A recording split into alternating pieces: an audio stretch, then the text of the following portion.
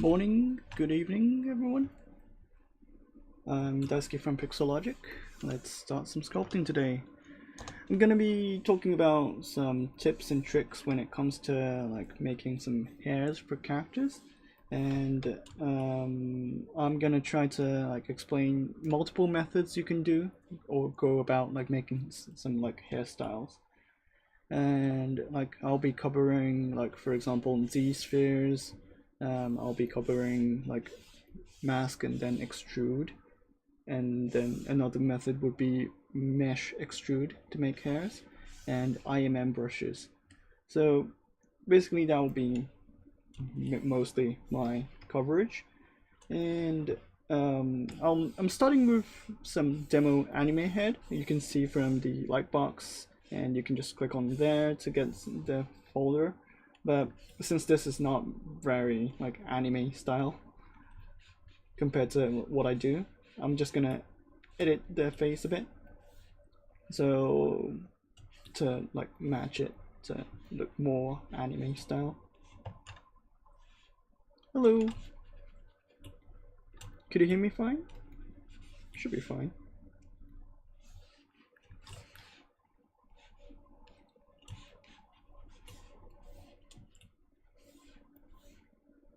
So I'm planning to do a bit of an editing for the hair, like before I do the hairs, like editing the face so it looks more like an anime style. And I think that's gonna take about like 30 minutes to do, or like 20 minutes, and then I'll just focus on the explanation of the how to go about doing the hairs. Oh, thanks.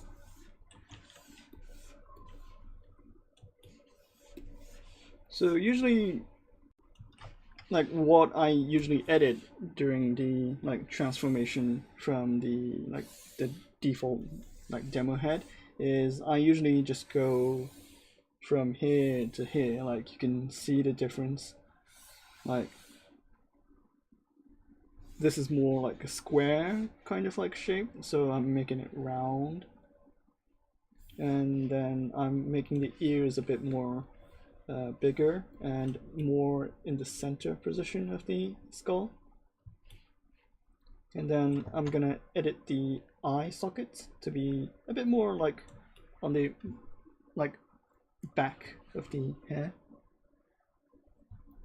So yeah, and like another thing that this is lacking is it doesn't really have the jaw lines, and like when creating characters, the jawline is a bit more important than the actual base mesh.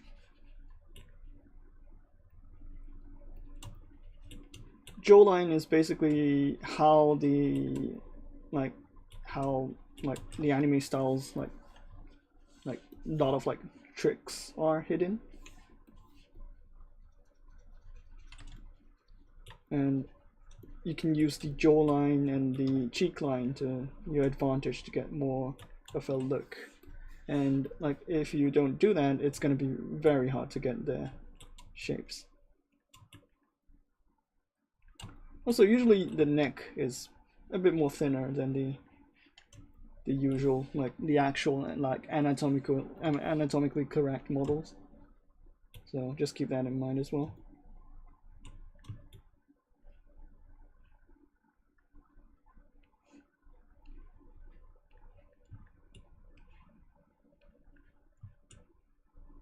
For the next position, it really depends. Like I usually prefer to have it on the center, so I'm gonna like slide the neck position so it fits nicely. And because I move the neck, I'm gonna like adjust the chin area so it's more on the back side. So currently, like it's very far away from the root of the neck, so I'm gonna move this around.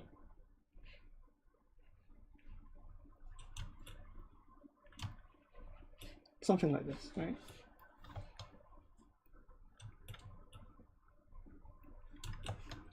Also, it's better to have some shoulders for reference, by the way. So I'm just gonna make some temporary shoulders. So I have some like base image of what the position of the shoulders would be.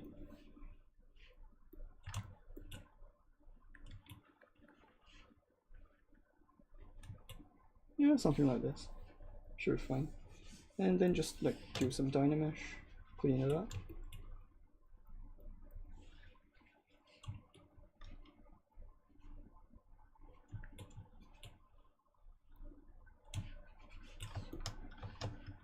And then I need to think about the mouth and the eyes. Usually, like, I draw some masking around the eyes, like this, and then make it as a separate polygroup, like so. Like, pressing Ctrl W. And then using the weighted smooth mode. If you go to the smooth brush and then go to brush, and if you go to the smooth brush modifiers, you have this weighted smooth mode, and if you mouse over it, it has a lot of like descriptions. And if you go down to like number 6, it's gonna like smooth out the borders of the polygroups. So this is very handy. Like if you do something without this, it's gonna just like do the smoothing like this. But if you have the weighted smooth mode 6, it's gonna like do the polygroup borders a bit more smoother, and I prefer to have this like when editing the face and like getting the eye sockets correctly.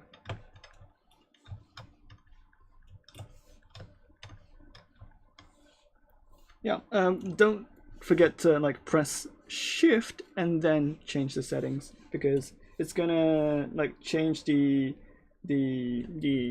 brush settings, but if you don't press Shift, it's not gonna change the smooth brush settings. So just make sure.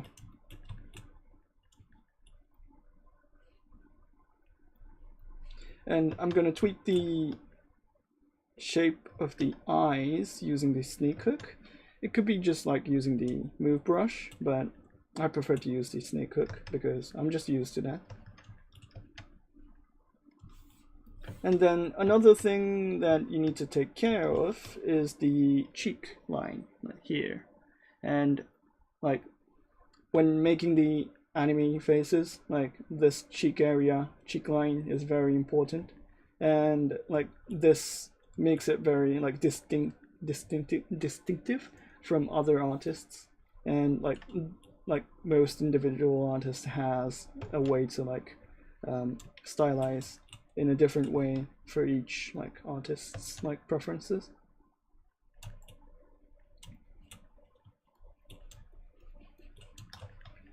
And currently you can see that it has a couple of bumps and it's not really clean at all. So what I would do is that like pressing Control and then getting the mask and then like moving it around so it's like more flat,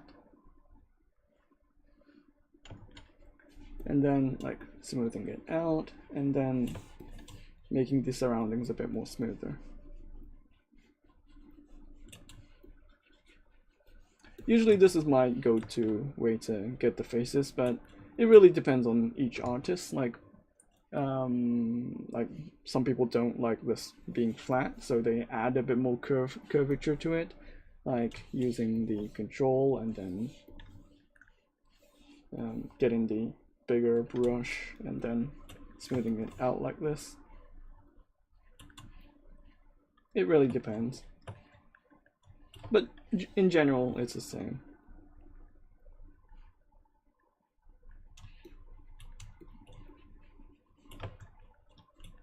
And also, you usually don't have any bridge around the eyebrows.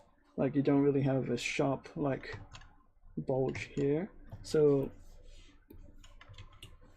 what you usually do is that you draw some like simple like lines like this and then just smooth it out, and then that's basically it. You don't really do any complex stuff around here. because it's gonna like make some like bulges, it's gonna make some bumps, which is not really necessary. So usually just smooth it out. You don't really want any like curvatures or like curves that would disrupt the silhouette. And when like smoothing it out, usually what you would need to take care of is the silhouettes more than the actual like the inside. So what I'm looking at is like looking this area, like the outside of the mesh, and then seeing that it like matches the illustrations like proportions or the curvatures the character have. And usually like I adjust the eye sockets to be a bit more on the back side, so it's more like if you look from the side, it's not gonna be like totally flat, but it's a bit more like rounded. So it has more like a, what do you call those? Like doll eye effects. Like if you look at the doll's eyes, it kind of like looks looks at you from every direction, and like usually the eyes for the characters would have a bit of that, but not really like intense. So you just need to like take care of that. You just need to take care of that. Like if you look from the front or the top, like it's you have to have that kind of like a bit of like a roundness to it, like this. Like you have to have a slope.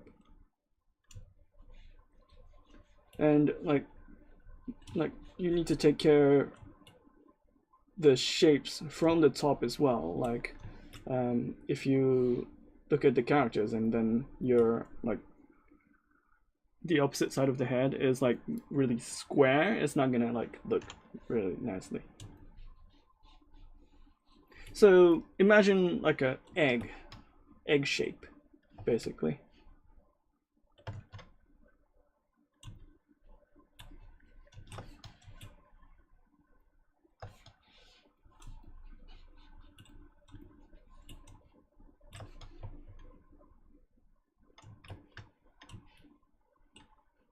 And after you did these kind of like stuff,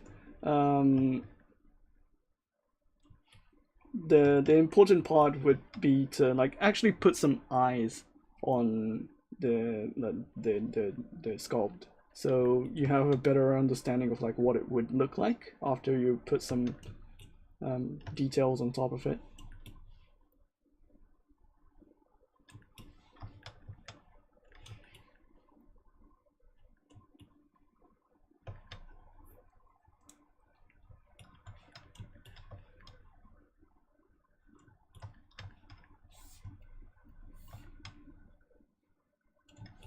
And then I need to like put some lines where I would put some mouth.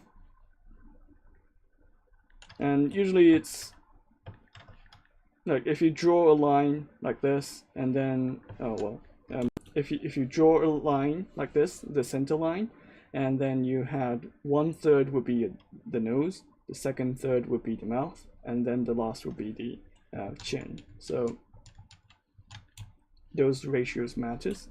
And like if you have a bit of like a slight offset, it's gonna look a bit odd, and like unless like that's intended, like for example if you're making some older characters, like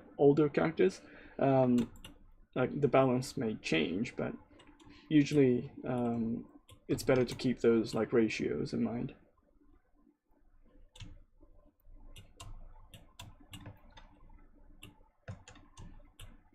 Also, like a lot of like figurine artists would like to do the like nose like this, like very rounded. It depends on the artist's preferences, but I like to have it sharp, so like I have a better like control over the shapes.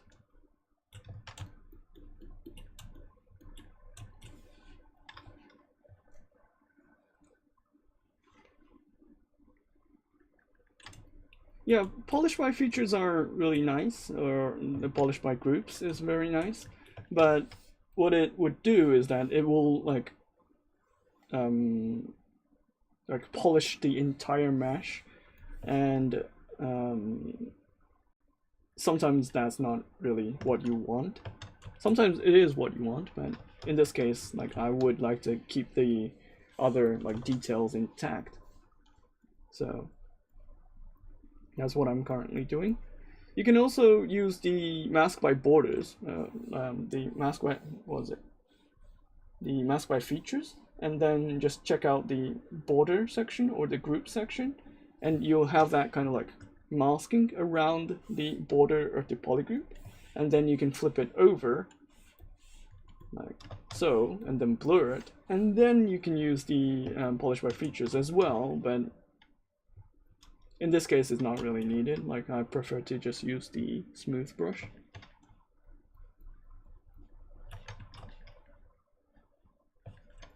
And then just additional things that you would need to do is like just subtly put some like lips, and that's basically it. You don't need to go crazy over lips, but it's just like a couple of strokes of like standard brush. And like usually I just blend over the shapes, so it's not really strong, but it's there, but it's not really visible.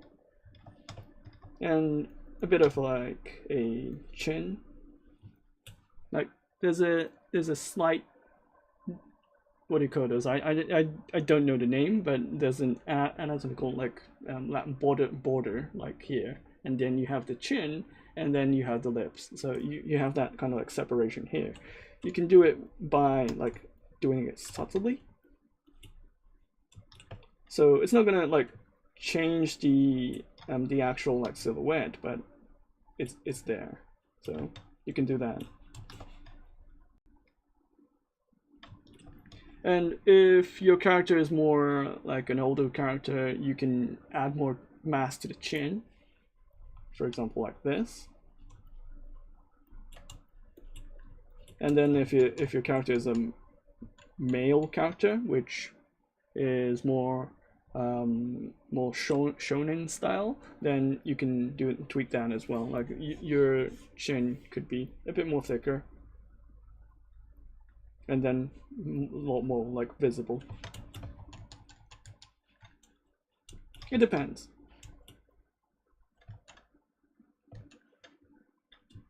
And also I usually see a lot of like Western artists like making the eye sockets very big like this, which in some art styles that's fine, but like I usually don't do that.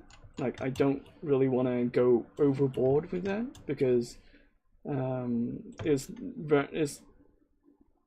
easy to make it really look odd.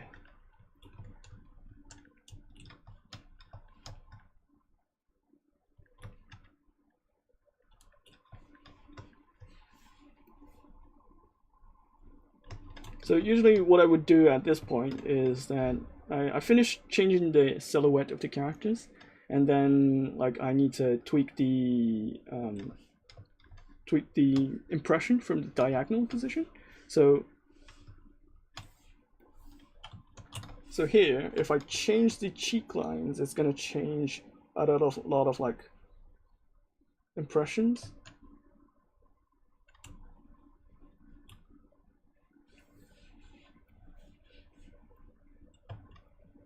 Like, I usually drag it back and then like drag it down or like up, depending on what kind of like shape I want. But usually if you're editing from the diagonal position, it's better to like move it back and front, and not like diagonally, because it's gonna like change the silhouette from the front, right? So if I do it, if I tweak it like this, it's gonna like change the outline of the jaw lines, and if I like move it like this, it's not gonna change the silhouette entirely, but it's going to change the like impression from the diagonal position. So just keep in mind that you need to like move around, but try to not like disturb the silhouettes too much, because from the front it looks fine. So you don't want to break that. Like, you want to first get the front and the side first, and then like tweak the details from the diagonal.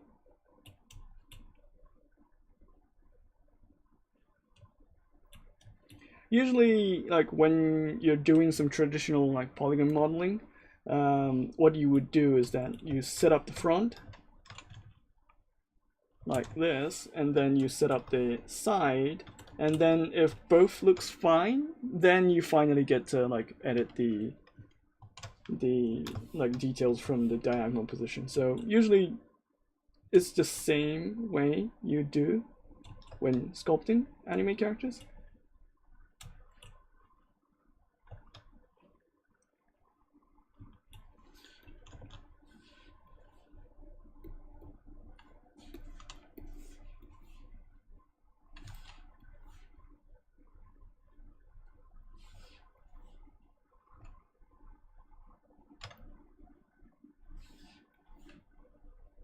Just keeping a couple of like simple like geometry for the ears.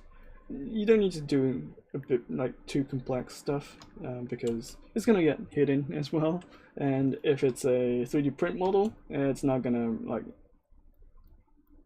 be very visible compared to like other like hair parts and stuff. It's fine. This all comes down to preferences as well. Like if your character is more shonen character, and if it has more distinctive like traits on the ears, then you need to follow those kind of like stuff. Okay, so the general shape is done. I'm just gonna refine it by like using damn standard brush.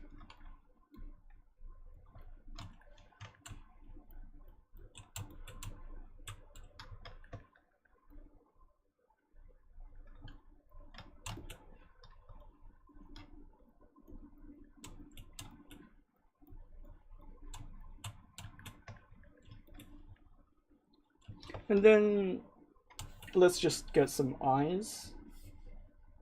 I usually use the Cylinder 3D or Extrude, but I just prefer to use this because it's very easy to get the eye sockets or the eye shapes. Just get some like circle 3D to like generally match the position like this. And then what I would do is that I would use the ZBrush brush or the matchmaker brush. And then if I use the ZBrush brush, it's gonna do this. And then I just need to divide it a couple of times and then move it around so it matches the surface. You can also use the zero mesh as well if you get the positions correct, and then you just need to like tweak these shapes. But I think like having triangles here does not gonna like affect that too much because it's just a temporary shape as well. Like if you're making some like anime ready like animation ready characters, yeah, I think it's better to get some like cleaner topology, but for this is just a temporary shape. Like I usually do some printing, so it's not gonna matter too much. And also it's better to just put some one color for now. For example, black eyes like this, and like tweak the position like this, and then remove the subdivision levels and then flip it over to the other side like this. And this is gonna look odd without the eyebrows, so you want the eyebrows as soon as possible after this.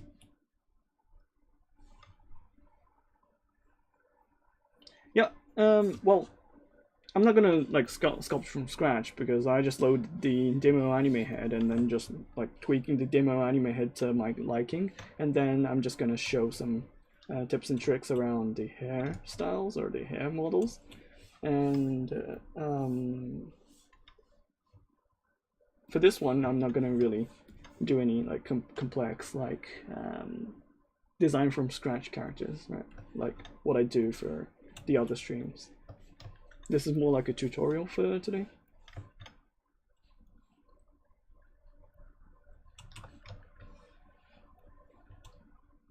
Yeah, ZBrush is designed around like using pen tablets in mind, so it's better to like use with the pen tablets.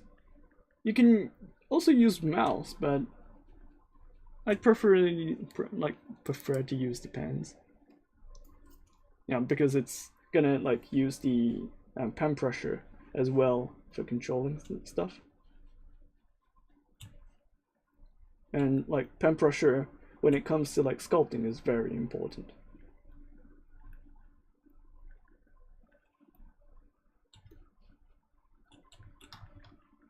Thanks.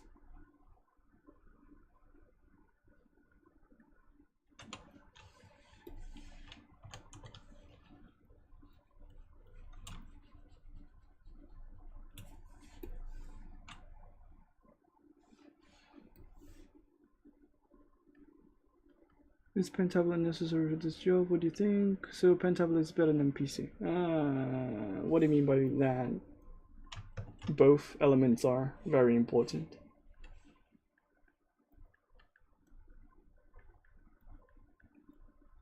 Like if you don't have a PC, then you better get a PC.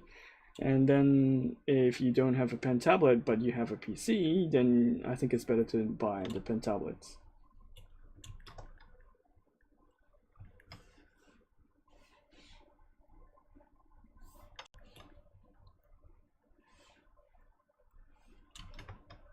Okay, so I'm just placing some eyebrows. Fill object. Getting the ones on the other side.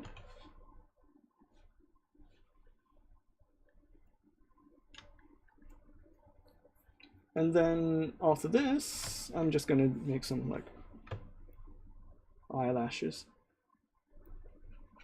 Usually I just use the masking to get some eyelashes. I usually just make it a bit more thicker than I need. And then accepting it. I usually don't add thickness at this point, and then like I'll just add it later on, but for now it's fine. Like I'm gonna tweak it around.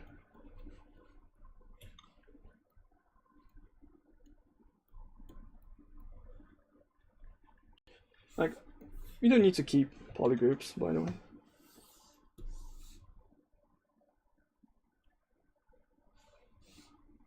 And you don't need 5K on this one, so just 1K should be fine.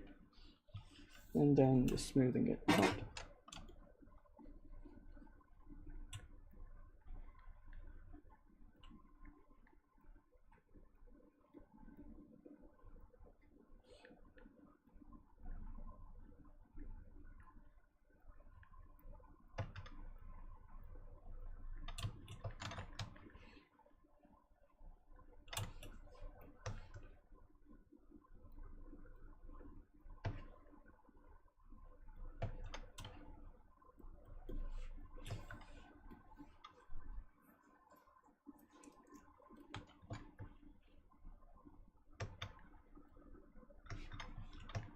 And I'm just gonna paint this as well.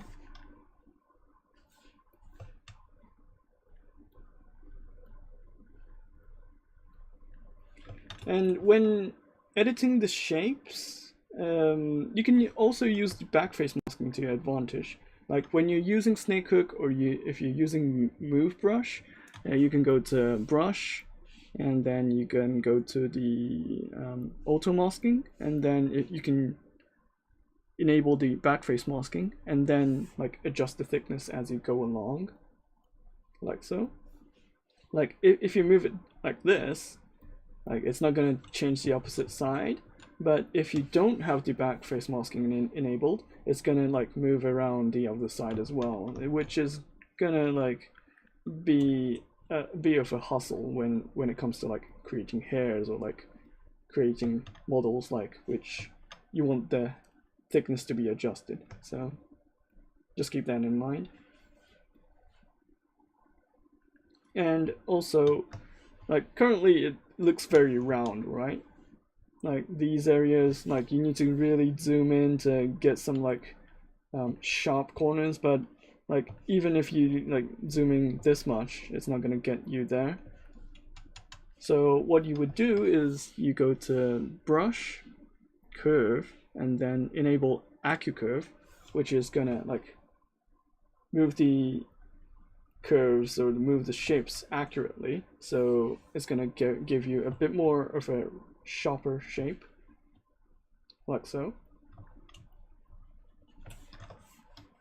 So if you're like working on eyelashes or like eyebrows, and then if you want some like sharp shapes going on, it's better to use this. And then you need to have a bit of a like resolution on the mesh to be able to do this. And like usually if you want to like move it around, it's better to have that AccuCurve off. But in some cases, like getting some sharp shapes like this, it's better to have it on. So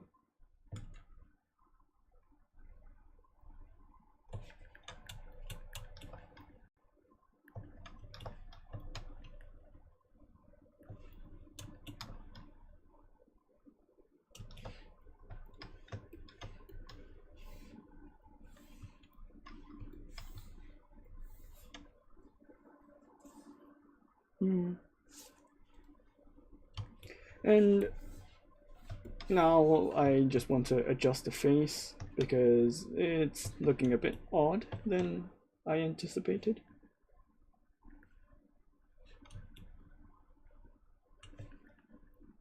Usually it would look odd after you place the eyes, like you would need to like adjust it as you go along.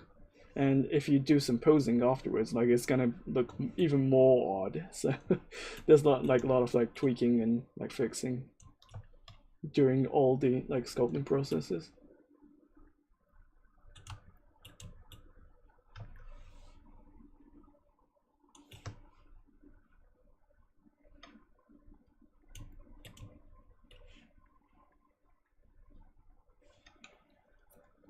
People can like make this process shorter by like having more experience around like making faces, but like for me, like I usually just go back and forth like until I'm happy with the sculpt, which is gonna take a long time.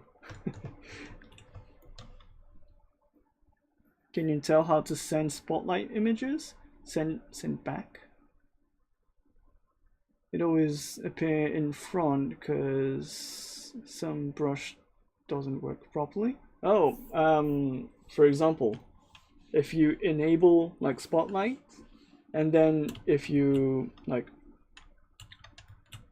you can enable and disable spotlights, the spotlight dial by pressing Z key, and then if you press Shift and Z or Shift or Z, and then you can like hide and show the spotlight. And then if you like, for example, if you tweak the opacity like this, move it around, and then if you want to show it but you don't want to tweak it, like if you're using some like reference images, you want to do that. And then like for example, if I'm like using snake hook and then moving it around, it's working fine. But if you use something like oh well, this is working fine because like it is like projecting the details from the image. So this is not what you want, right? What you want is, like, for example, I want to show the image but not like project the details on the mesh. So what you would like to do is that you need to go to the samples, you go to brush, samples, and then disable the spotlight projection. And then it's gonna like be able to like move around without any like details getting projected, right?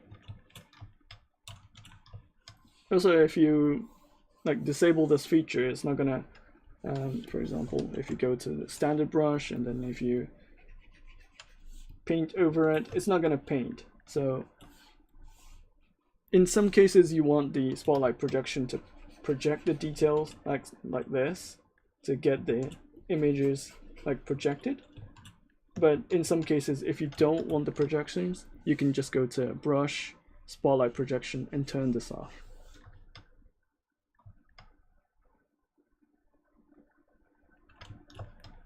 So does that answer your question, I guess?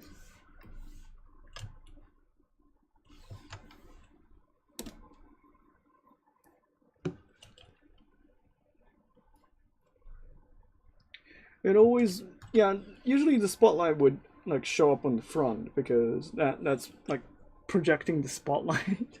So like if you like throw up the image, it's gonna project on the front, right? So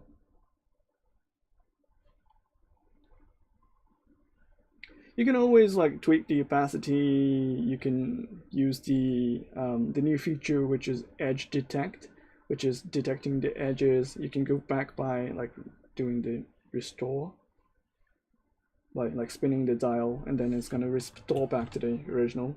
And then you can use the spotlight radius by like enabling this, and then it's gonna like show the like texture in the radius of the brush radius. So you can do all these kind of like fun stuff.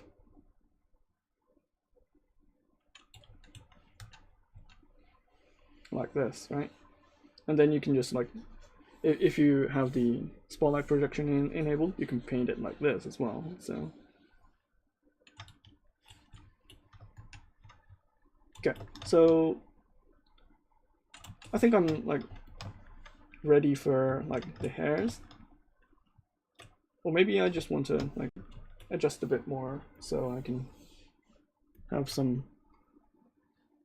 I don't know how to call this, but like you have a part where the character has a skin fold.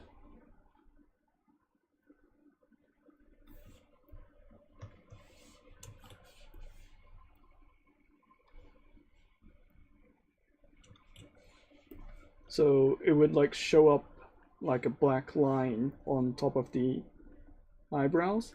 And this is like showing that it has a double fold on your, like above your eyes. Like it's hard to say, like what I don't know the technical term, so in Japanese it's called futai.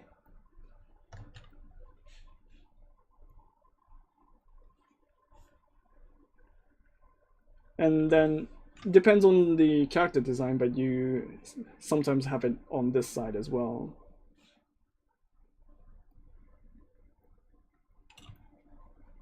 But it's not like a hair, it's just a skin fold.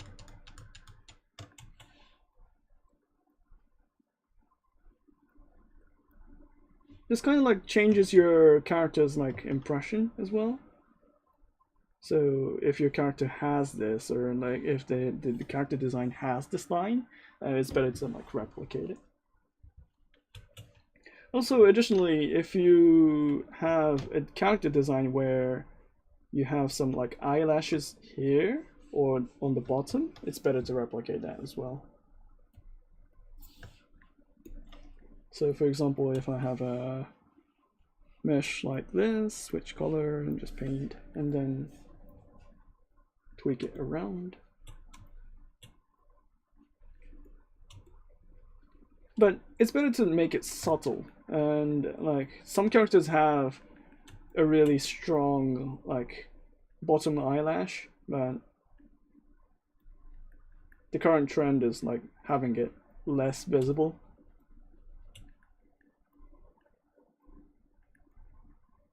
Like if you look at like the animes from the 90s, and then if you compare that to like the 80s or the noughts, you're gonna have like a difference between like the style, and like the current ones are very like the ones trending has a bit more like distinctive look compared to the 90s or the it has a different taste, right? So you need to keep that in mind making like anime characters. Like people would think your art style is old compared to like what kind of like character traits or what kind of like design traits you have on the model.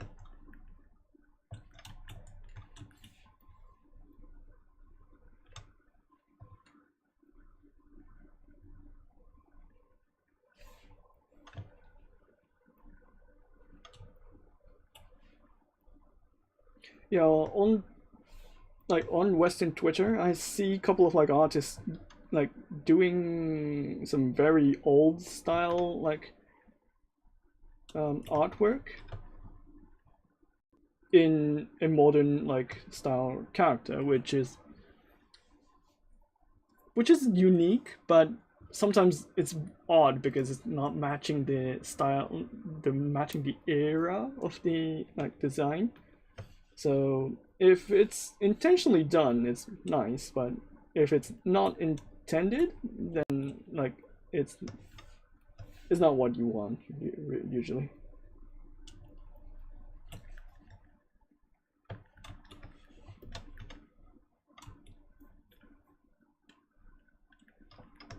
Also, another thing is that like I usually talk about this a lot, but if your character has a symmetrical eye, it's like looking so far away that it doesn't look like a human, or it doesn't have any like expression.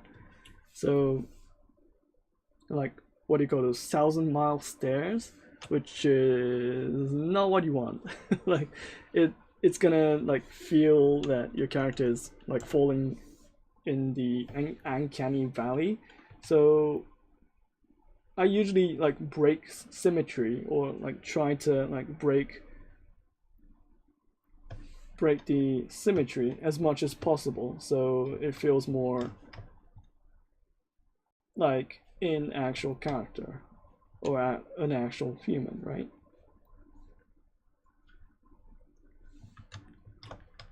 So it's better to like put some like expression earlier on, so you have a better understanding of what kind of like characters you're looking for.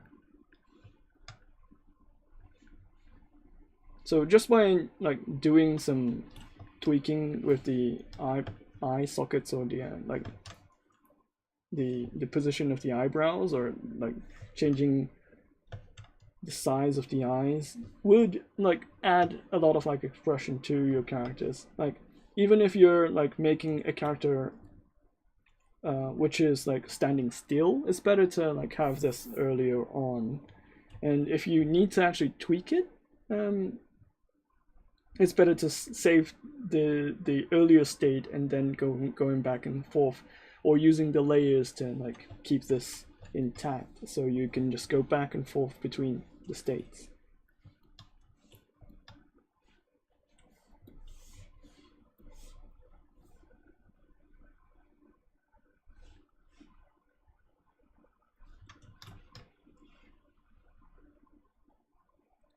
And like another thing, that if you move the eyes like just like this, what it would do is that it's gonna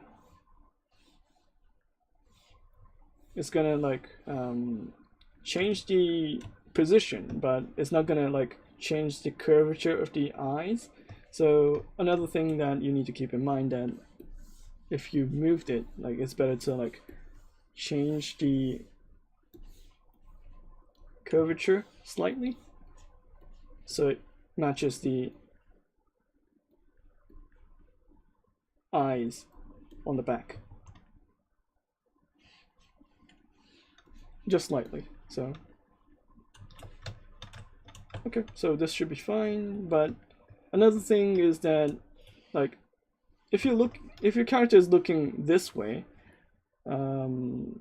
usually what you want to do is you need to tweak the upper portion of the eyes so it like feels it's like looking on the other way or this way. So it's better to like tweak these like curvature, so, like slightly, so it looks more natural when you look at it from the diagonal position.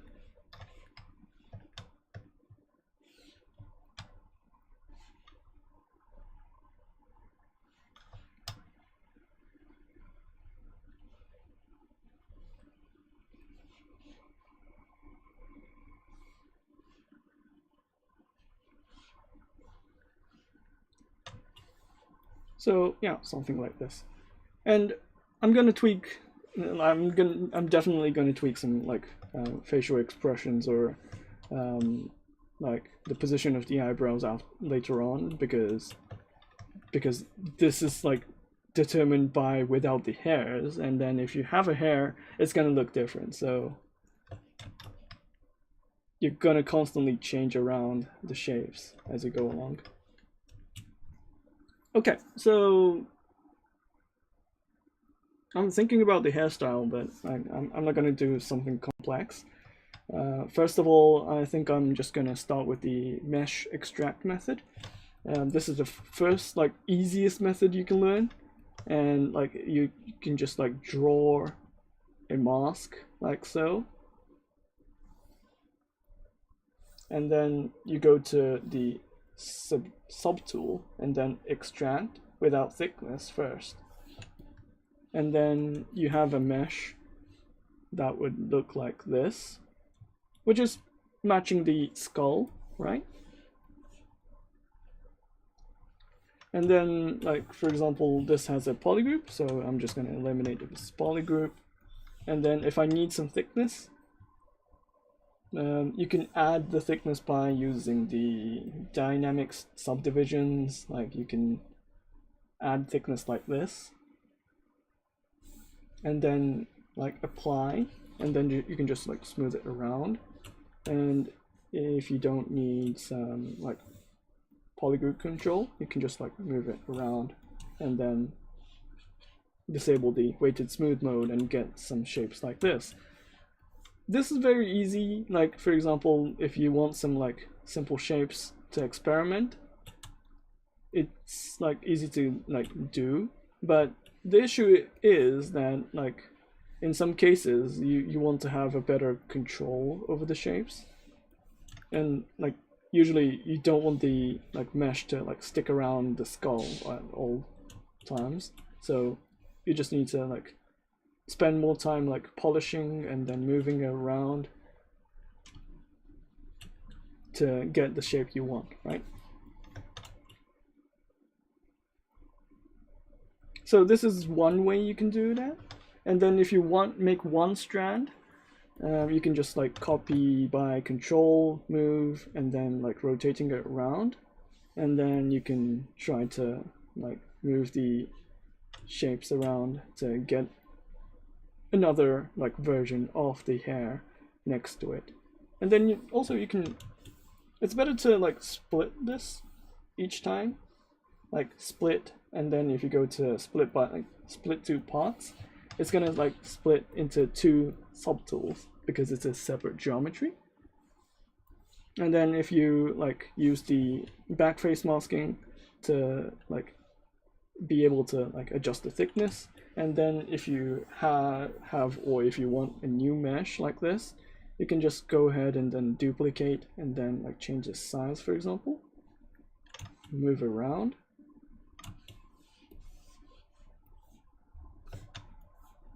And then you can do the same thing repeatedly and then get some like target shape you want. Also, there's another way you can do this, and it's called Z-spheres. You can insert a Z-sphere like so, and then it will be in the middle of the mesh. You can just like move it around, scale it like this, and then draw, and then move.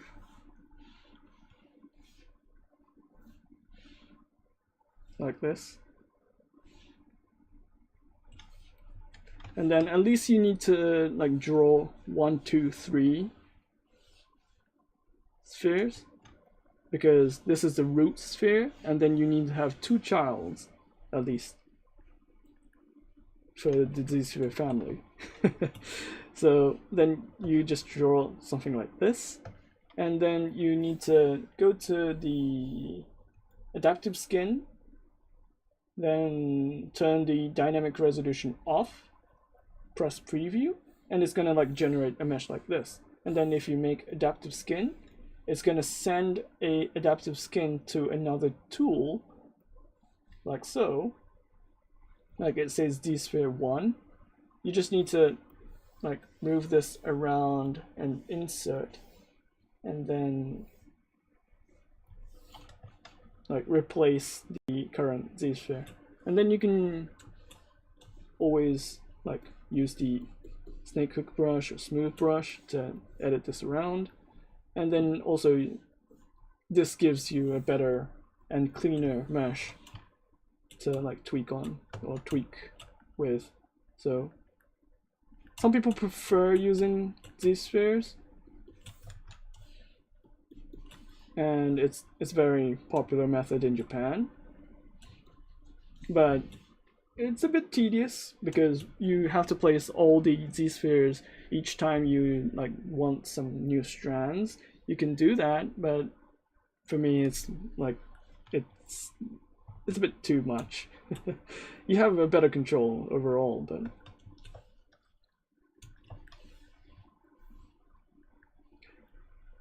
yeah, like it's very like popular in the professional world of like figurines, and because it has a bit more control over it, and it's gonna like generate a cleaner mesh. And it was the way to go in the earlier ages when ZBrush was getting popular around 2013 for figurine artists. That was the way to go for making hairs, and like so like it stuck. So people are still using this method to this day, but for me, like I prefer to like use other methods, which I'm gonna show next. So it's not shocking, right? It's fine. People have their ways. Like I don't really use the extract method as well, so I'm using basically the most like my go-to method would be the next one, which is using the IMM brushes. And for this example, I'm going to start with the curved tube. And when I'm using curved tube, you need to have a mesh without subdivisions. So just pick a mesh without subdivisions, and then for example you need to go to the picker and you need to go to the depth, and then it's better to like choose the closest Z for hairs right now. The old method would be to use the the constant continuous Z, which is gonna like follow the surface like this, and then if you change the size, it's gonna like follow the mesh around.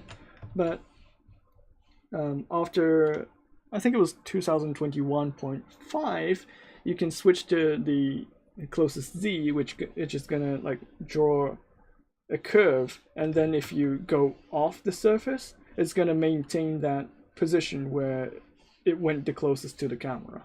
So you can use this as your advantage.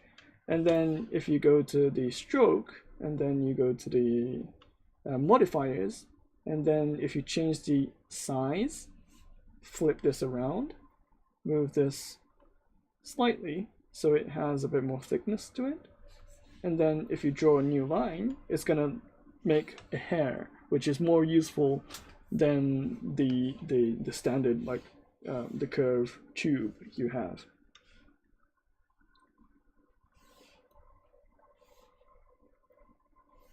So, like, for example, you can adjust the thickness until you confirmed it, and then you can draw new lines like this. And like, this is my go-to way to get the hairs, and I usually make some custom IMMs just for this. And what I would do is that I just like load some polycube, and then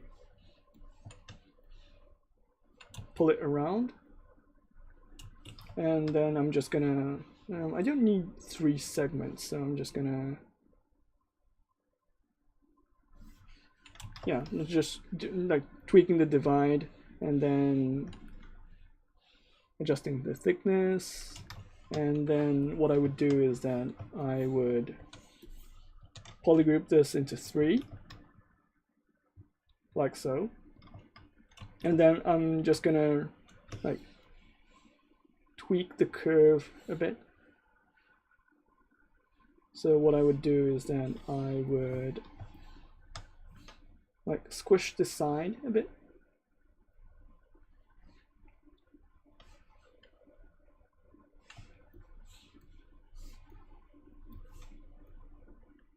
Like this,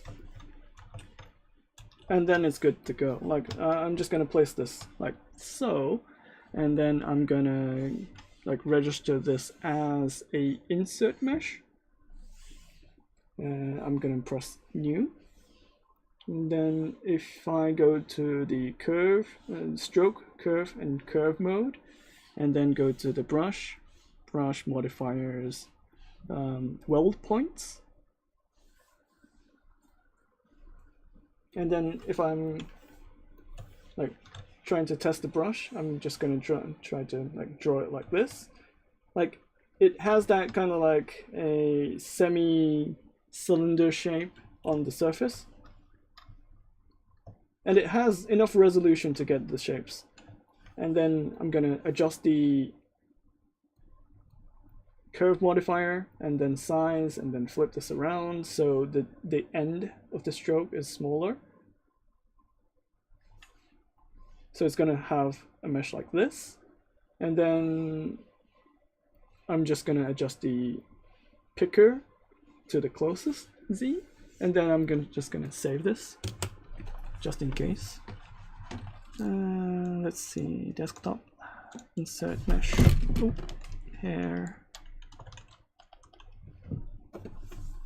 Ouch. Here. And then what I'm gonna do is that I'm just gonna use this on stream. So for example, I'm just gonna draw a mesh like this, and like it's if I'm leaving the surface, it's gonna like maintain the surface. Like it maintains the like curve to like follow along the end point here. So this is very handy. And I'm just gonna draw a couple of like strokes like this. I'm just confirming, drawing strokes, confirming, drawing strokes. If you don't like the size, you can draw it again. You can adjust the draw size. And another tip would be, it's better to like get the side of the hairs first, because it's gonna like affect the silhouette. So usually it's better to like get the sides first and then fill out the middle parts or the middle section after you get that. Would ZSphere be better if you want to make a game-ready character model, or would something else be better? You're gonna like retopologize it anyways, so depends on what kind of like workflow you're working on, would be the answer.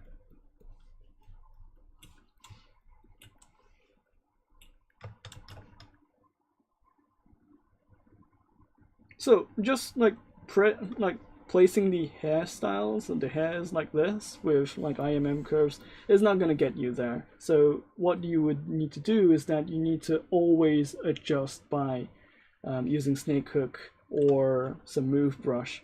And like the easiest would be to like separate the polygroups by using the polygroups auto groups like this. So each separate geometry is going to have a separate polygroup, and then if you're going to move around the mesh like this, it's going to be easy to like adjust the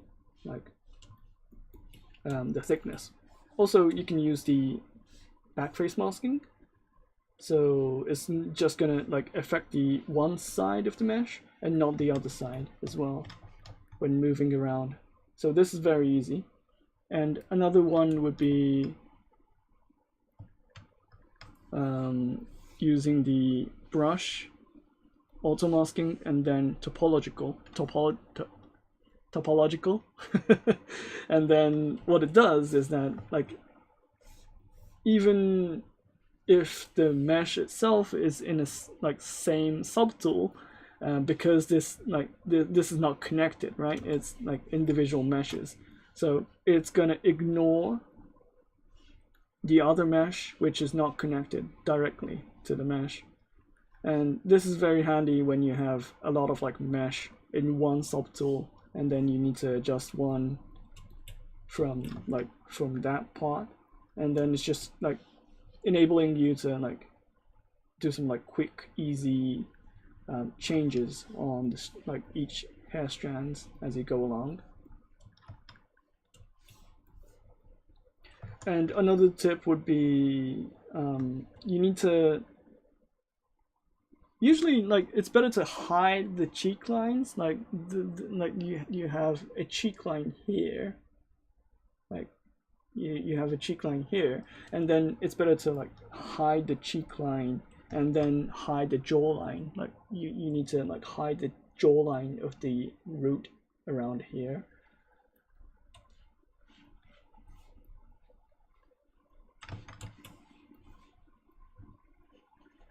Because like people ask why, but like usually it's better to like hide the jaw lines and the separation of the cheek lines, so you have that like illusion of like having a 2D character from the front.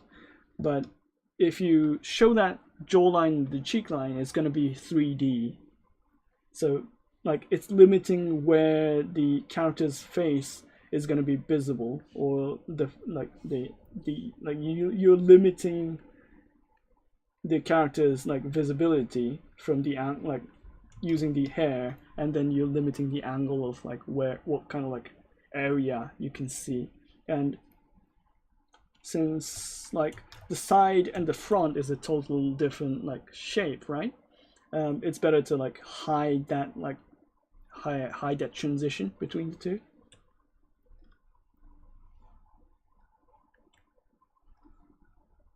How is your keyboard and tablet located? So currently, the keyboard itself is like located here, and the tablet is like located here. So what I'm doing is like it's like placed in a V kind of like shape.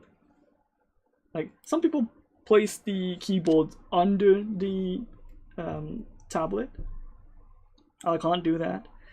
Some people place it on top of the tablet, which is gonna like hit and like rattle around the screen, so it's gonna damage the screen. I don't like that.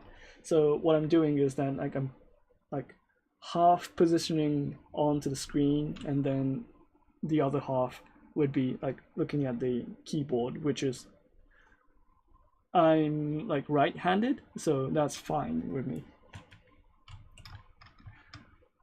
I think it's very I think it's a similar situation when you have a keyboard here, and then if you're left-handed, you can draw it like here. But some people don't prefer it because it's gonna mess up your body posture.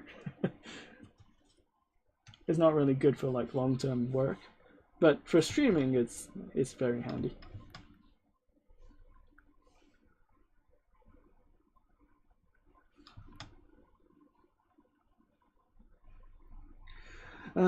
Yeah, like a lot of like people don't like, they know from their experience, but like not a lot of people can't really explain why they are doing certain things on the sculpt.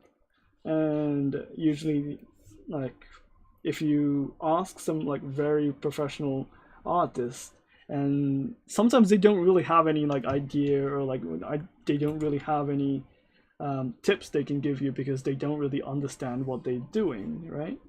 But like for example, if you talk to Sakaki Kaoru, who is a ZBrush Live artist in like he does live streaming monthly, and like he shares a lot of like knowledges in Japanese, and like it's very unique when you have that kind of like insight into like why things are done, to what kind of like effect they're seeking to by making that shape in that specific shape. So mine is like less than Sakaki, but like Sakaki is very, very good at those kind of like stuff. Like one of his like philosophy is that he needs to explain things, or he needs to have a way to explain things to like to understand better. And I think that's very good as a philosophy. So like, if you can't explain it, you're not really understanding it well, is his philosophy. So that's very impressive to me, and I'm trying my best to like explain things as I go along, but like his understanding about like character creation is very good. So I'm not on his level, so I'm trying to absorb things, but yeah.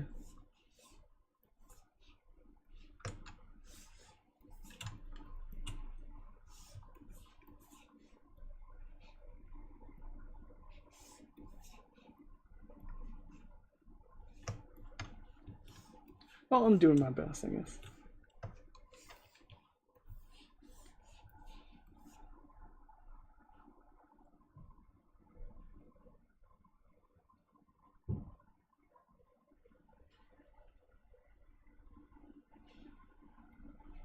Yeah, like especially like Japanese artists tend to not like need to have to talk.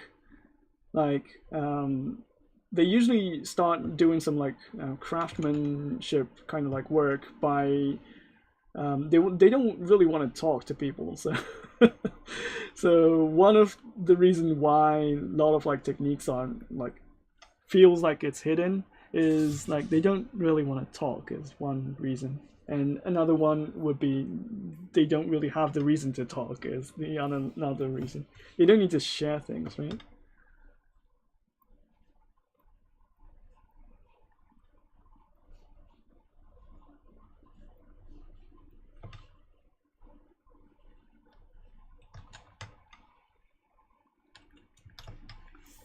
Also, after some point, like for example, if you have a mesh which is like looking like a hair, but it's not really like refined, right? Um, this is because like you don't really have some like ridges of the hairs or like defined like lines on the hairs, and this looks really like fluffy. It doesn't really look defined.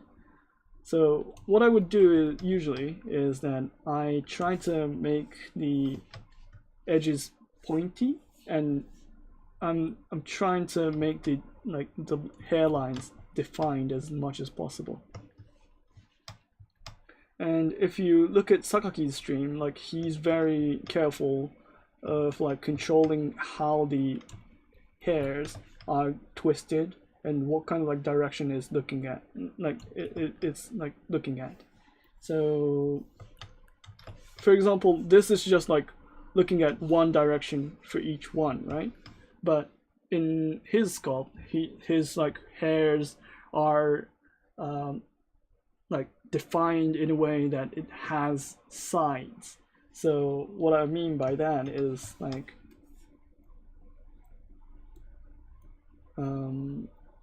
you have some like strip of paper, and then like if you dangle a paper like this, it's gonna have a twist, right? Like he's like doing that on a hair would be the like the simple way I can say, I guess.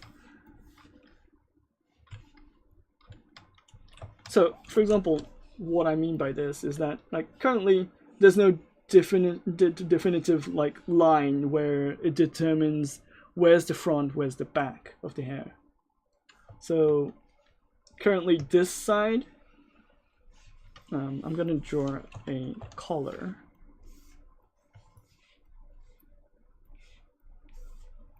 So this side is the front, right? And then if I isolate this, and then if I use the solo mode, and then for example if I have another color, which is blue, on the other side, right? But there's no distinctive like line where the front and the back side is like separated. So this is where this kind of like hairlines or like the hair creation is very important. You usually want to have a line where the front and the back is like separated, unless it's like intentional. Like it's fine if it's intentional, but usually I see a lot of people who can't really like define this line, and then it's like it's very rounded and it's not really defined, and it's not really like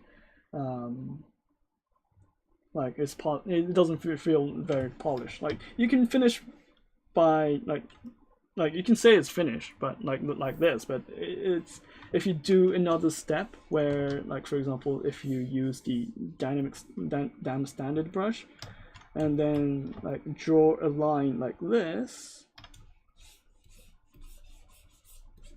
and then like you trim off this area so it feels like more the back side of the hair.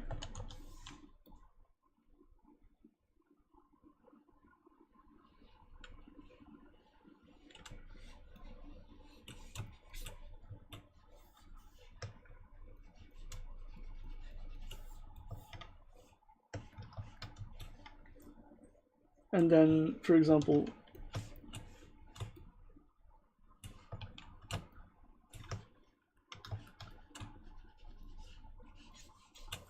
if I draw additional like lines on top of this, it's gonna feel a bit more like refined. And usually I would use the smooth brush with the mode 4. If you go to the smooth brush modifiers and the weighted smooth mode, and then if you switch to 4, it's gonna like maintain the direction of the crease. Like for example if I draw a crease like this, and then if I draw a smooth on top of it, it's gonna like make it like blurry. But if I use the weighted smooth mode 4, it's gonna maintain that line because of the stroke direction of the smooth. If I do it like this, it's gonna disappear. But if I'm like following along the line, it's gonna like maintain that line as much as possible.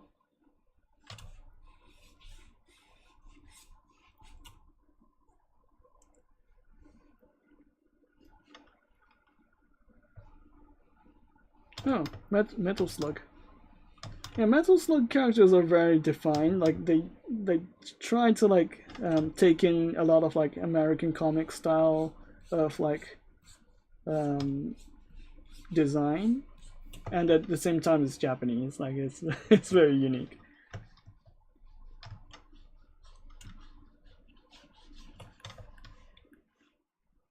Also, another thing would be like if you draw a line like this,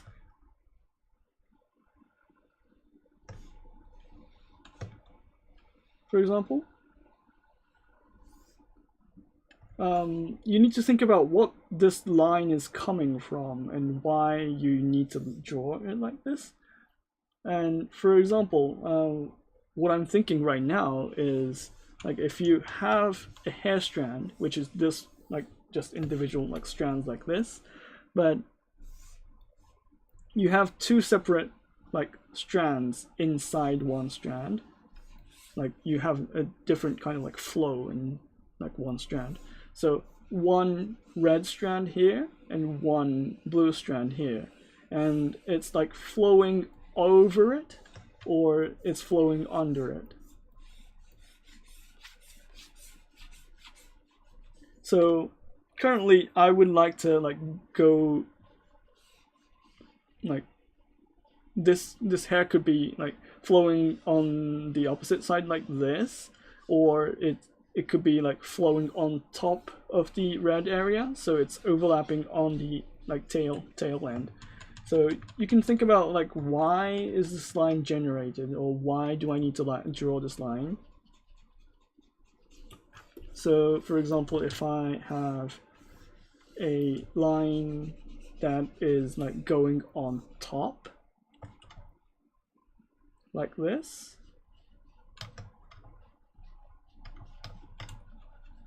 and then if it's like pushing the red strand to go inside, like you need to have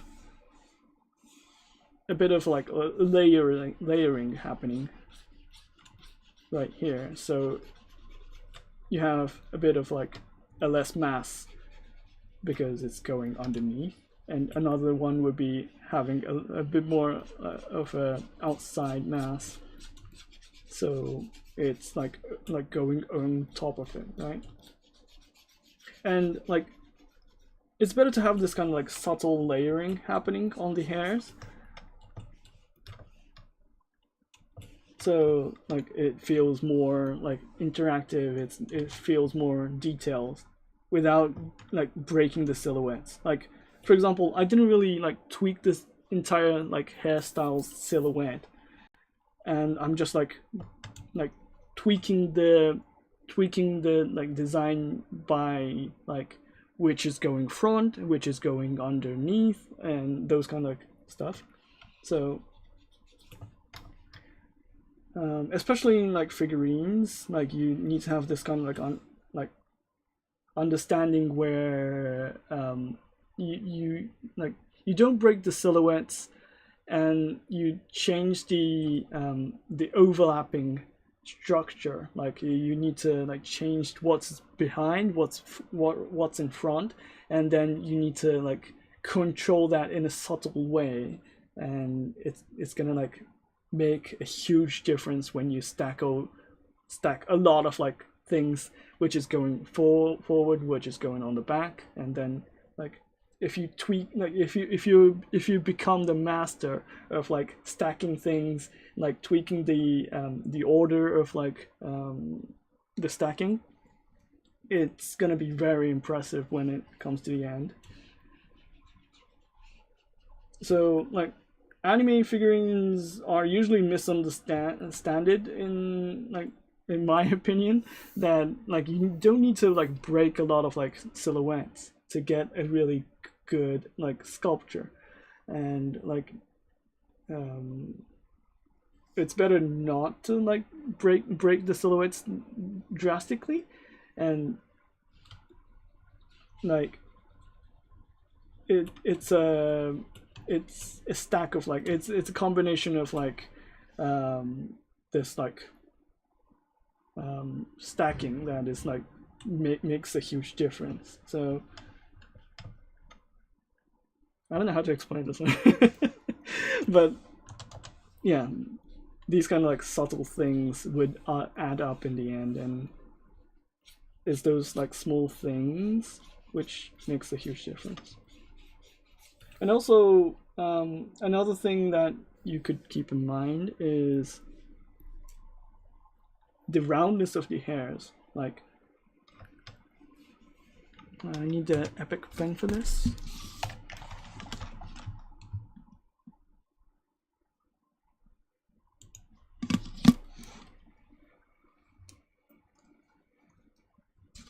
So I started with a shape like this, right? It's just a simple like a dome shape. I usually prefer to start with a flat shape like this, like flat shape like so, and then like tweak the bumpiness by like drawing a line and then making some like crease in the middle, or like adding some like 2:1 ratio line, and then like making it look a bit separate, which I did here. Like you can see that I did 1:2 ratio like split. You usually don't want to like draw a line in the middle because it's gonna like look static. It's not gonna look cool. So you usually would like to do that. And also, if you draw a line in the middle, you're gonna have to like think about where's the roundness of the hair. Is it gonna be in the middle, or is it gonna be in the 1:2 area, or you need to tweak the ratios between the two, or you can make some like new holes, or like some areas which is like lacking hair, and then you can make some gaps between the two, and then you can like draw that as well.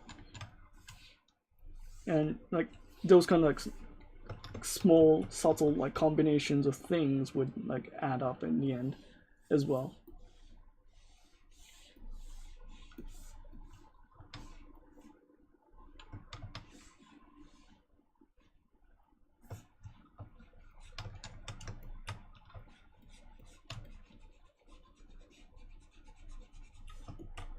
Also, it's better to like differentiate between the strands. So if you have an overlapping strand which doesn't really make sense if you look at it, like you can't really distinguish between the two, it's better to like define which comes front, which goes on the back. So you tweak the impression. And if you're confused, like you can always go back to this like further like camera position, and then like think about, does this come front, or does this line does the outline get changed if I like just focus on this area, or should I focus on this area? And usually you just need to focus on the outside area first, and then if you are like making a disturbance in the like silhouettes, you just need to like tweak this so it doesn't really disturb the silhouettes.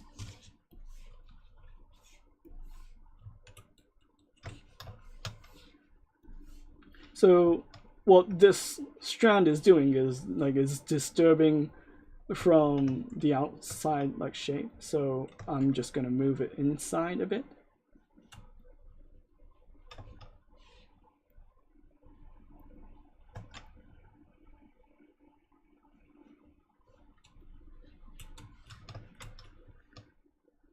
And then like it's not really that much visible compared to the one before I tweaked it.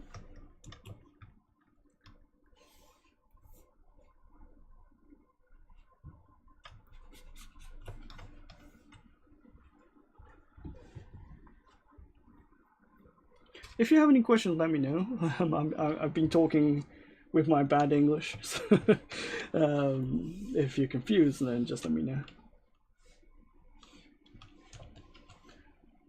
Also, if you're like tweaking some like bumps and like what kind of like areas should be the peak of the hair, I usually just tweak the brush settings. So I'm just using the standard brush and then drawing a peak like this and then smoothing it down. So I have a distinctive like way of like looking things.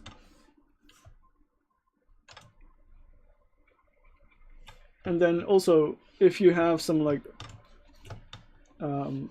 overlap like this, you can always use the snake hook and then pull this outside of the silhouette, so it feels more like the hairs are like actually in front and not on the back.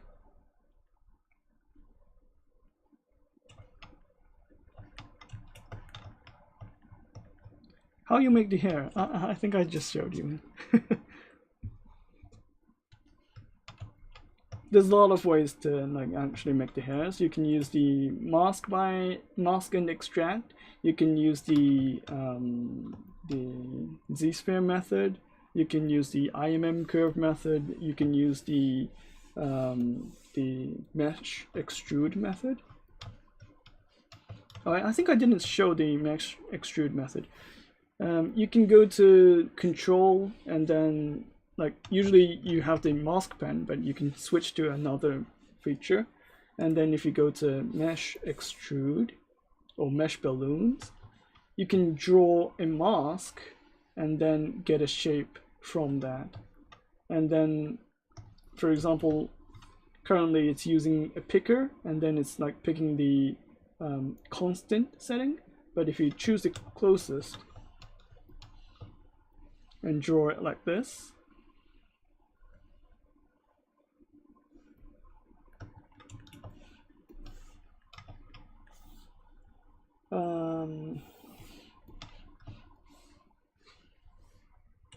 oh, let me check. Yeah, so if I draw it like this,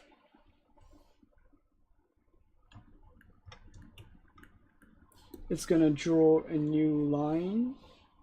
So if I use the snake hook brush and then pull it out, it's gonna be able to make some new strands as I go along. This one depends on preference, but since it's like a freehand to make the curves and strokes, like I prefer to use this method when I'm making some like long hairstyle characters. So for example, if I want to like draw a new curve, I can just connect it like this.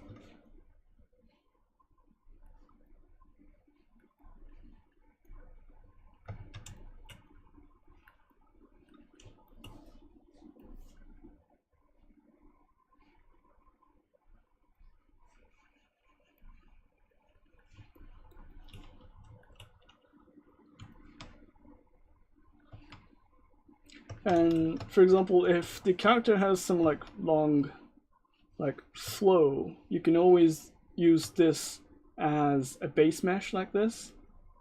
And then like for example, if you have some like flow like this, you can like always use this as a base mesh. And then you can use any method, like for example Z-spheres, to like place some more like cleaner mesh.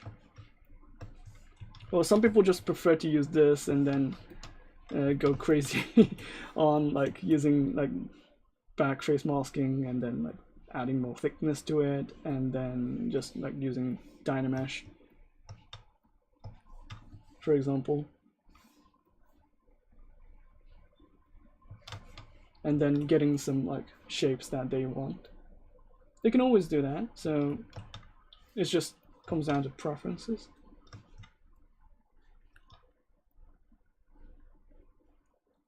the good thing about ZBrush is that you have a lot of like ways to get what you want, and like you have a lot of like ways to get the same thing you want, but sometimes it's shorter, sometimes it's the easier way for you.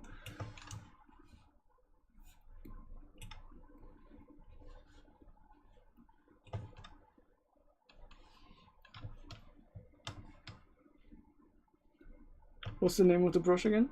For this one is Mesh Extrude. You just need to tweak a couple of settings so it matches what you want to do. Let me just get this shape so I have the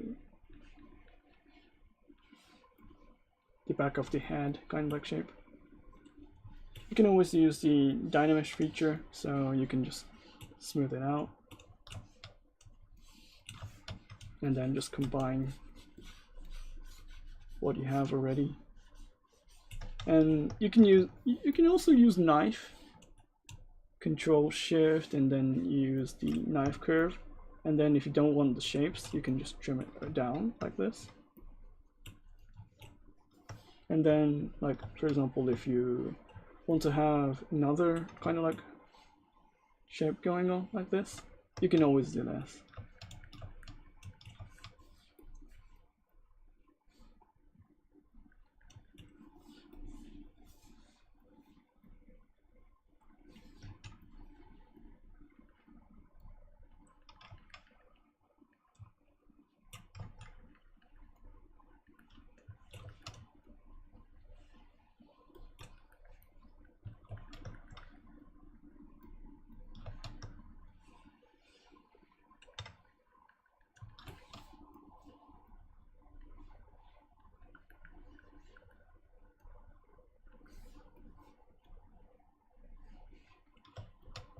I'm sorry, but I can't really talk about the Maxim and Pixologic stuff. So legally, I'm bound for like. You can go to the announcement page. Announcement.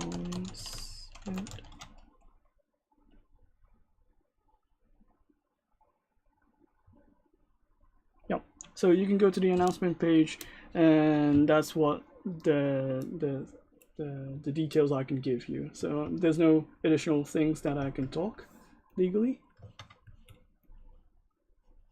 But one thing I can say is that like we're very happy to have Maxon, like to be in the team. I'm sorry. I'm very happy to have ZBrush under Maxon, because like we have more resources now, so we can think about more new things that we can't really think, like we weren't able to do beforehand.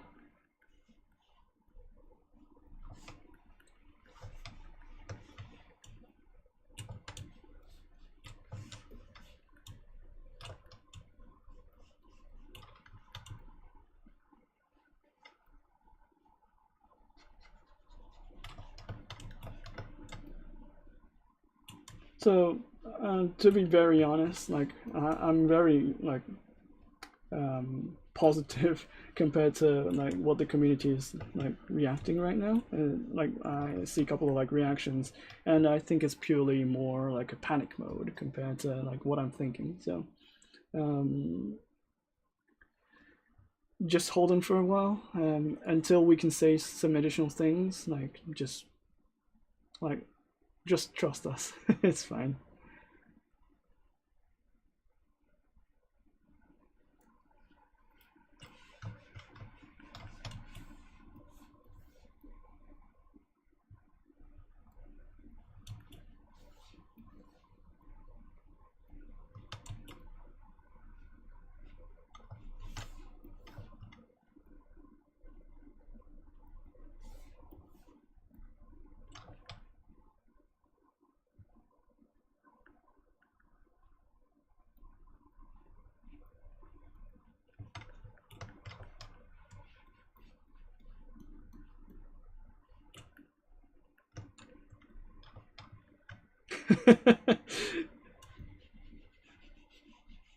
Yeah, Cinema 4D is now called Cinema 4Z, or there was another joke.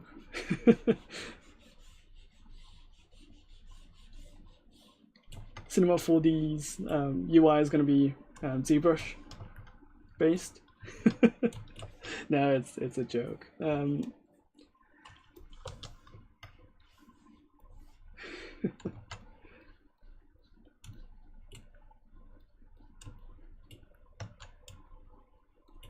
Honestly, I think it's a good time to like send some like wish lists. What ZBrush could be like adding to ZBrush arsenal when it comes to like these kind of like things, acquisitions. So you can contact our support team, letting you know that you have a couple of like ideas in mind that would be beneficial to ZBrush, because that way is more constructive compared to like talking about the future we don't really know.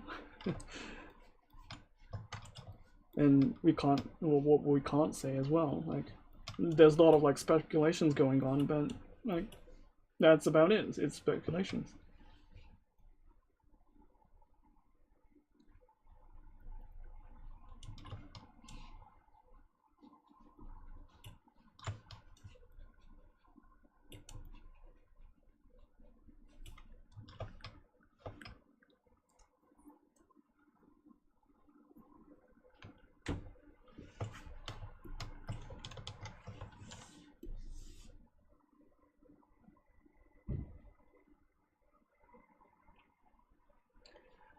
No plastics, as I said. I can't really add to the statement which is published already, so.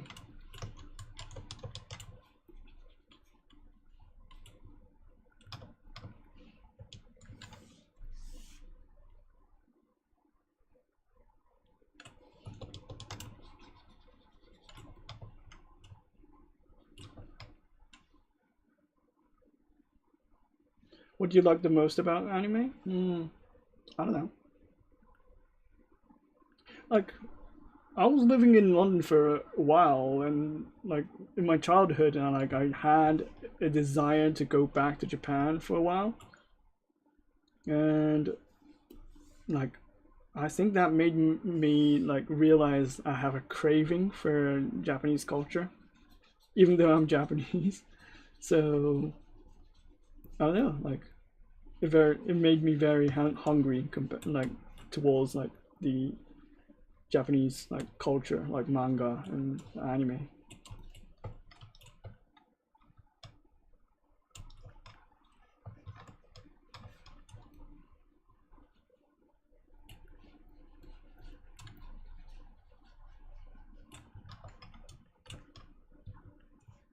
No, I haven't been to Ghibli Studios. I've been to the museum and stuff like that, but not to their office.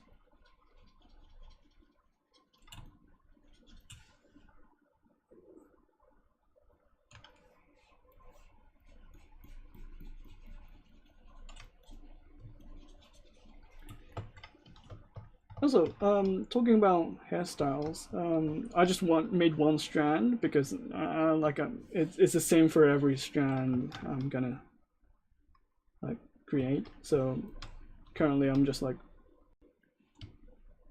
doing other things because I don't really have the time to actually go over every strand of the hairs.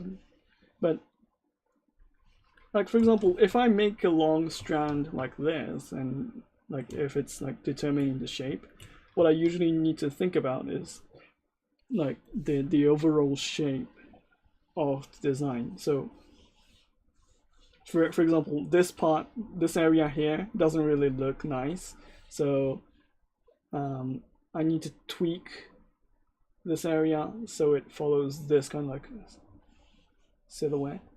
And then if it's like turning this part right here is like switching and like turning around very like quickly, right? So what it's going to do is that you need to have some kind of like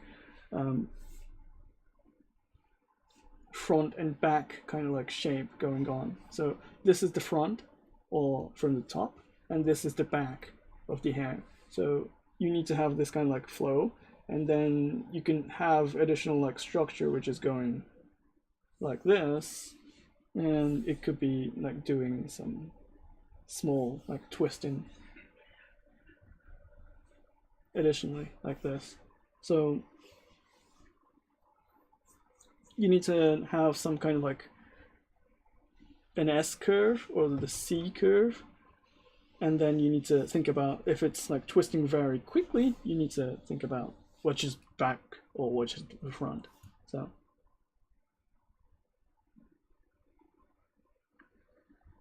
is there a certain tutorial you look up on? In general, like it's in Japanese, but Sakaki Kaoru's tutorial is very nice. He has a book about like ZBrush, and that covers a lot of like topic around what kind of like shape would be desired for with like a specific like thing.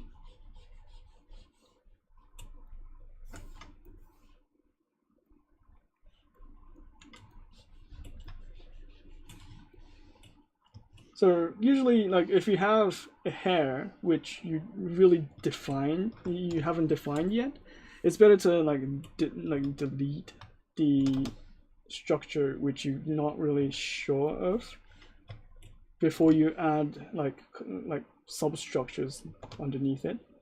So usually I would do something like this, like eliminating unnecessary portions of the mesh first, keeping it simple. And then like after I tweak the curve,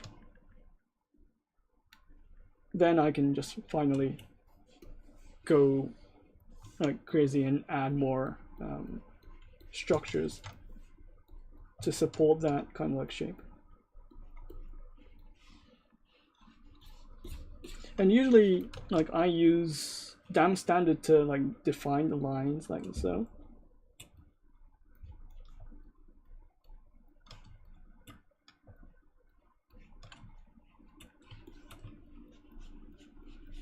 But you need to always keep in mind that there's a front and a back, especially when it comes to hair. So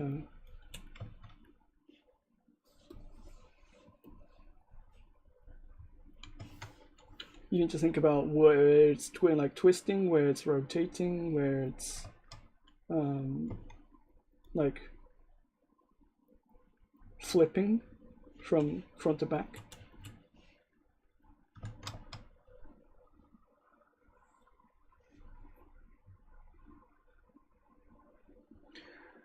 How you learn how to animation models?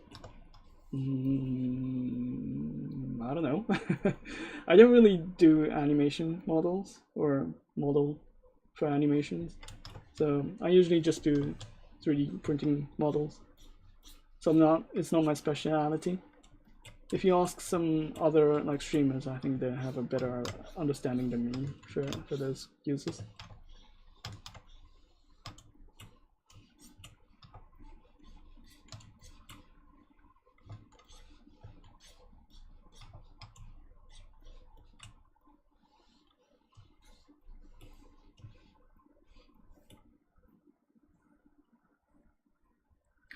Daisuke, can you teach me Japanese in roughly 20 minutes? No. That's very hard. No. I don't think I'm really good at explaining things or like explaining languages, even if it's in Japanese, like, or even if it's for English.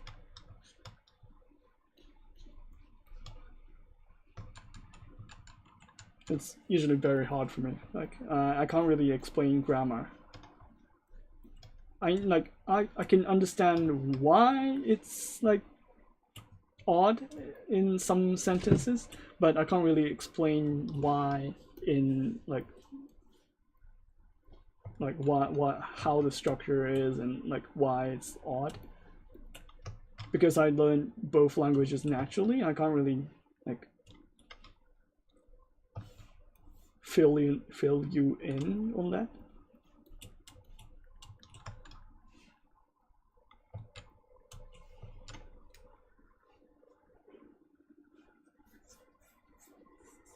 Is any of Sakaki's teaching materials translated? I see he's streaming on Pixologic too, obviously. No, two previously. Yeah. So, I think I translated the. No, I've translated the ZBrush Summits presentation where Sakaki was talking in Japanese and I was like translating in English. That one is translated, but other things are all in Japanese, so I think you need to go ahead and translate the books or the videos from Japanese to English. But usually his like explanation is mostly visual, so if you can understand visually, like it's fine. What is your favorite ZBrush? What is your favorite 2022.1 feature? We don't have that yet. So if you're talking about 2022 feature, then it's maybe the visual sets. I like the visual sets. Visual sets, the knife curve, the knife rect, which is very handy.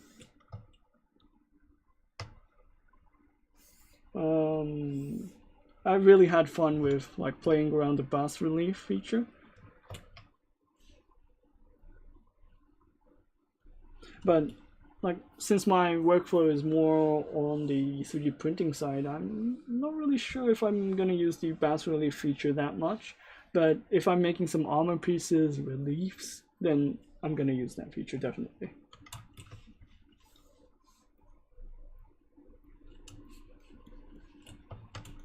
I know a couple of like bas relief artists were already commented on the actual like usability for bas reliefs, and their opinion is like valuable, and I think we can improve a couple of things.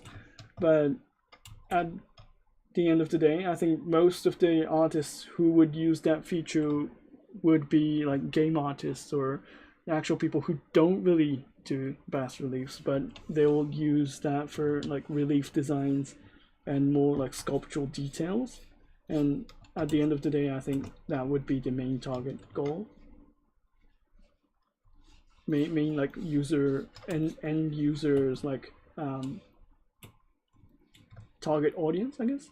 So yeah, like I think that's enough as a feature for game artists. Like they don't need to think about can it mold or can it like actually print or can it like do some CNC and stuff.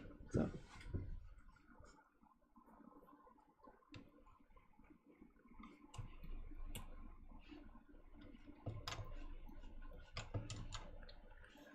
DLP printing, I think it was the DLP.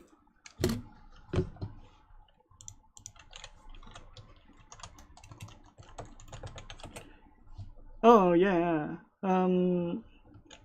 You mean like projecting the screen and then like curing the resin? Honestly, I don't really use those DLP printing. I use SLA printers, like Form 2 or Form 3. And I do own a FDM printing machine, but since like you have a lot of like options for DLPs, but like since I already have a dedicated printer like Formlabs now, I'm not really like in a mood of like buying another one. But I think the printing quality is getting nicer and nicer every year.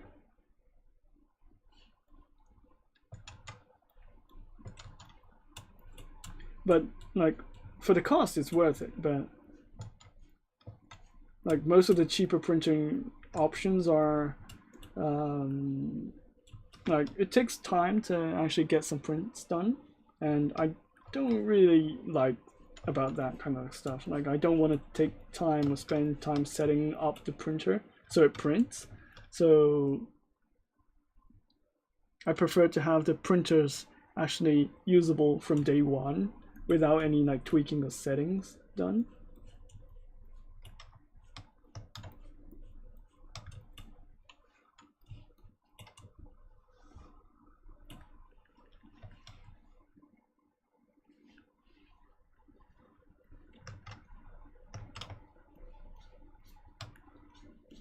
Yeah, I agree.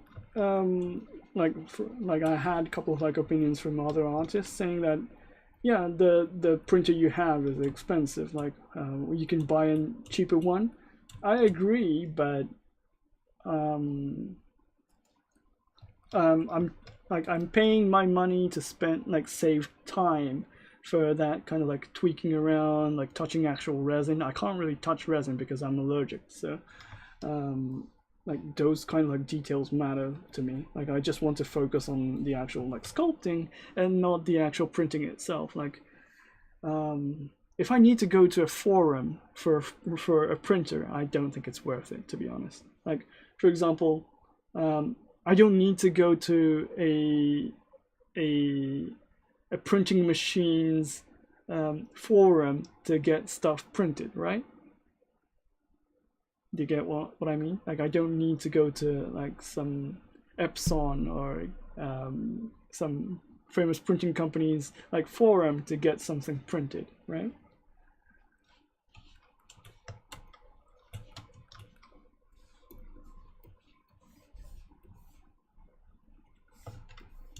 So for me, like it's great to see like there's a lot of like 3D printing communities around, but I don't know. I think it shouldn't like take up so much time to actually get some prints done. Like I don't need to do some troubleshooting when my print fails, right?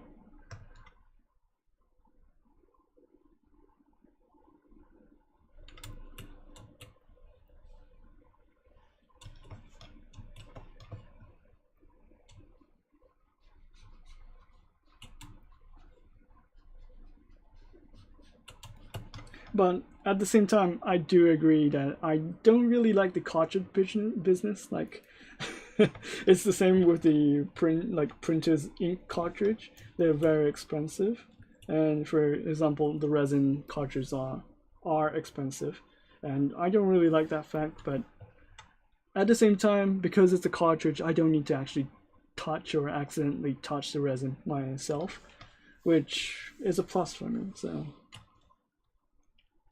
I don't know, like there's a couple of like reasoning or like thinking behind my choice. So.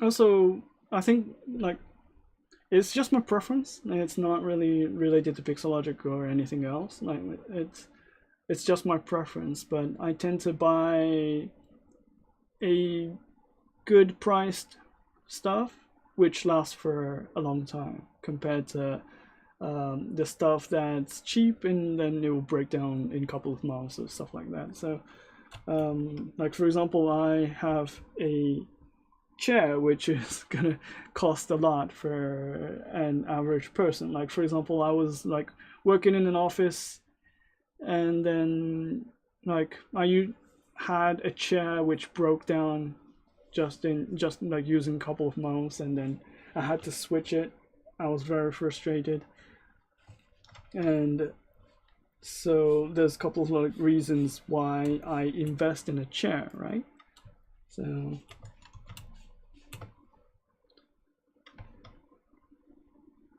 yeah, I don't know the exact saying, but yeah, I think in general, like if you're not really like spending a lot for a good product, I think it's something wrong. So like you lose a lot if you're not paying. So for me, like buying a good chair and having good posture, like I don't really have a good posture, but like sitting around like 10 hours a day with a bad chair compared to a good chair, I think that's gonna add up a lot. So for me, like it makes sense to get a good chair and get a good printer, even though it's so expensive. Like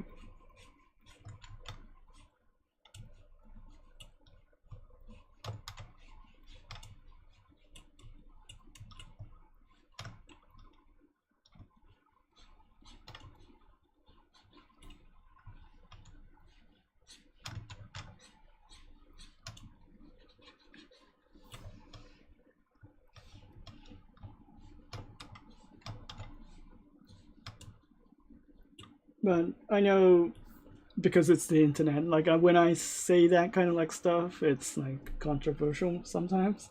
So I like to spend money to get a good stuff, which lasts for long time and it's cost effective. Like for example, my headphone, like the last one I bought was like around $100, and it lost me like 5 years, right? So until the cable broke, and I was very happy about the quality with $100. And I imagined to myself, like, if I'm gonna use the same headphone for 5 years, and then if I'm just gonna pay another $100, why not like $300? And this is like a $350 headphone. But if I'm using it daily, like it's not gonna cost me that much compared to $100 or $300. It's not going to differ much if you think about it in the long term, and the quality is much more better than the like 300 like the $100 version. And like since this is $300, you have a couple of perks, like you can swap the cables if it's broken. Like that's not on the $100 version, and because the cable was broke on the $100 version, I can expect this to work more longer until I throw it down or something like that. So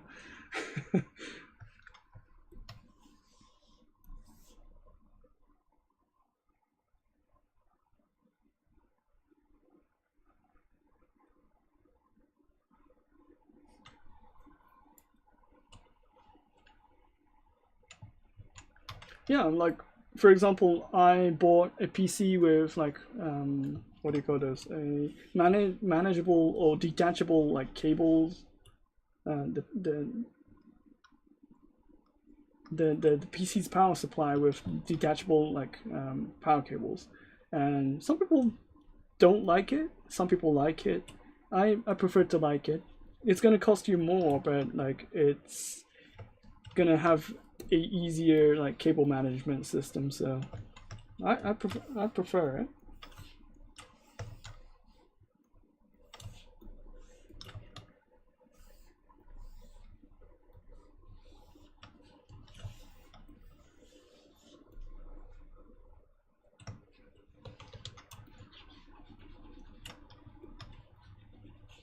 Yeah, so those kind of like small perks doesn't really like exist in a cheaper like alternative, right? So like I tend to like prefer those as my preference.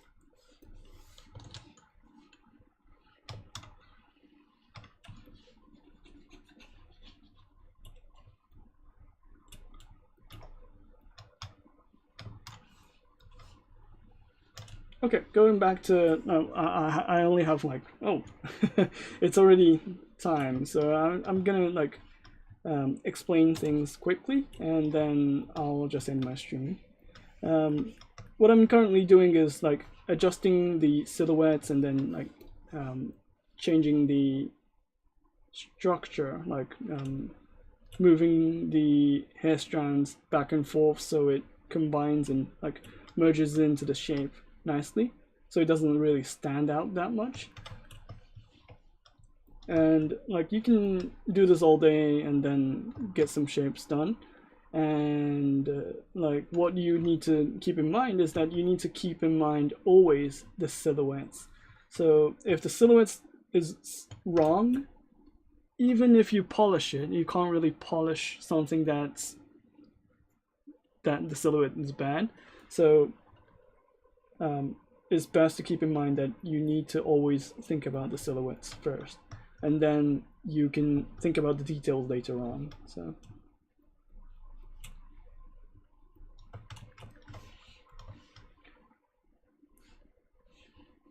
So you can go on until you're happy about the structure. You can tweak back and forth, but you can't really change the silhouettes that easily if you're like starting to do the details. So keep in mind that you need to do the silhouettes first, and then you can go into details.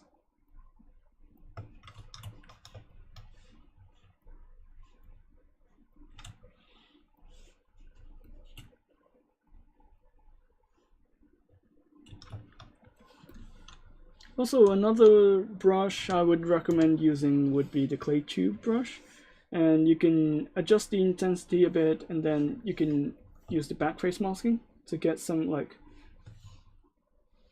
shapes like this, so you can be reminded of like where the front and the back is going to be. You can always use this to get some like structures like written down, so like you are aware of like where's where and what is what.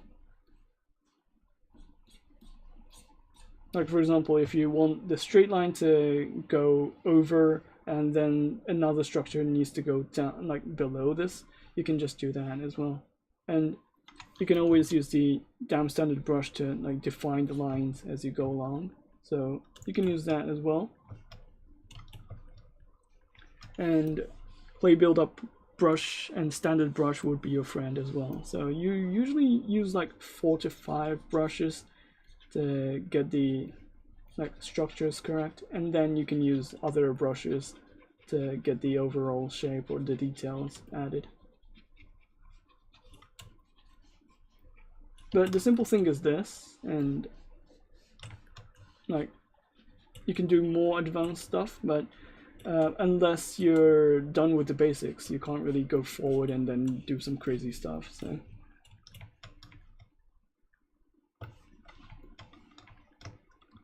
how do you add texture to the eyes? I usually just paint them. So for example, if I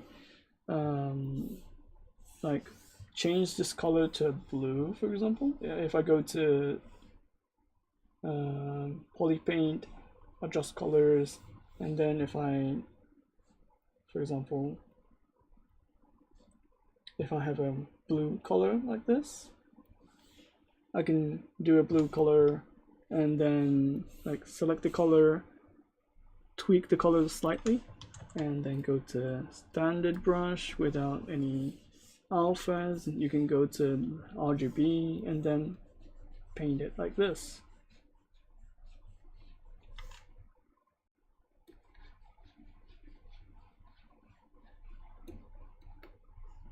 And then what you want to do is that you need to like bear in mind that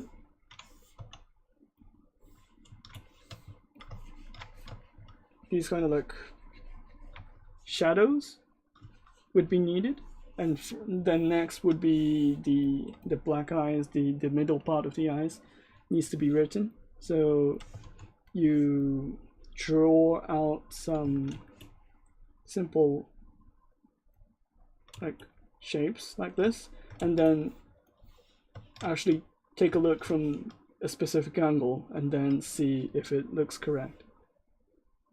And then if it looks correct, and then you just need to go on and add a bit more details. Like for example, if I want to add some highlights, you can add the highlights like this. And if I need to like add some like reflections, you can do that as well.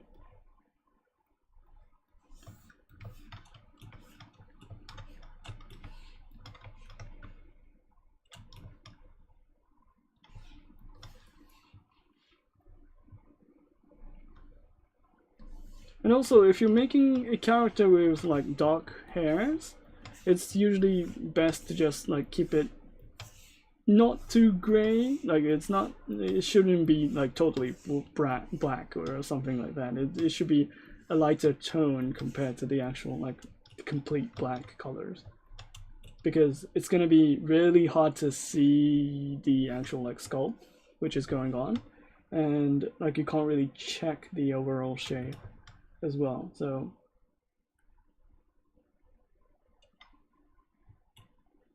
and one thing I would like to add would be after you're done with the actual hair like the basic hair structures, you're gonna add a bit more like hair strands that would break the silhouettes. For example, if I'm like tweaking something like this, and then I need to like have a hair flow which is going this, and then it's going this, and then if I want to have something like this, it's gonna be easy to add something like this in a different subtool. So if I'm using snake hook and then moving it around like this, and then if it's a different subtool, it's going to be easier to tweak later on, because this is like flowing in a different position. It's not really like flowing into the like flowing in with the structure, so it's better to be like separate mesh, and the topology would be like easier if it's separated as well.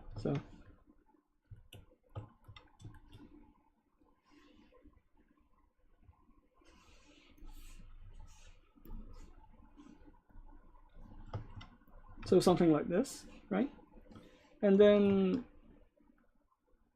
if you want to have some like duplicated mesh, you can do so by duplicating the mesh and then like placing it around with like move brush, or you can use the Gizmo 3Ds like positioning to get the shapes done.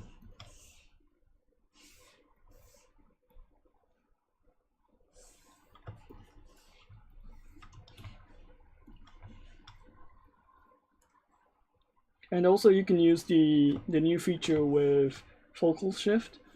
So for example, if I have a insert mesh, and then if I have a long stroke like this, for example, and then I confirmed it, if I want to move around the mesh, like I can just move it around like this. And then if I set the focal shift to like 60, for example, and then if I like move the gizmo to the edge of the mesh, let me just like isolate it so it's easier to see. And then if I like scale it down, for example, I just need to mask this area and then scale it down. Oh. Yeah, I need to separate this first and then scale it down.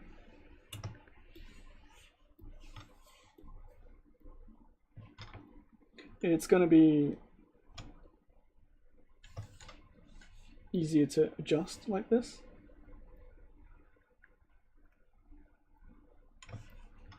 And then I can have a shape like this. And then if you need to like tweak it around, you can use the snake hook as usual.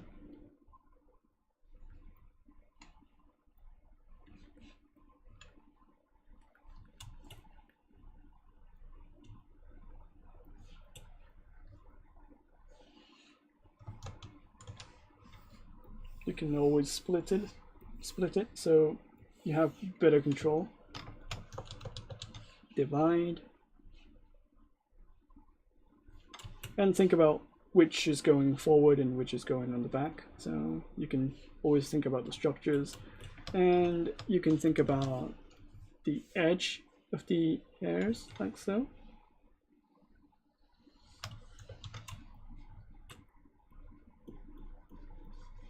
Like if it's like going into the hair, or if it's like going like overflowing the other hairs, or something like that. And then like this is like a bit shoddy because it's not really like doing a smooth curve, so you can move around to get some like smooth curve going on.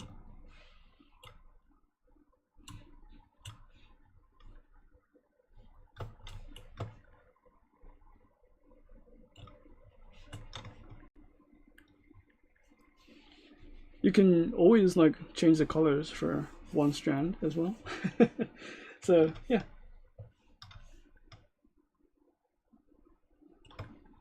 Like that's about it. Like I think I explained the basics, and you can go on with like adding details. Like you can add more like complexity, which is going up and down and stuff.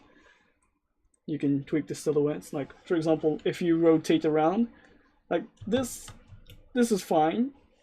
This is fine, but this part is very like straight. So like it's going very straight. So you need to like check these kind of like areas where it's not really perfect, but like if you need to tweak it, then you just need to check, rotate, and tweak.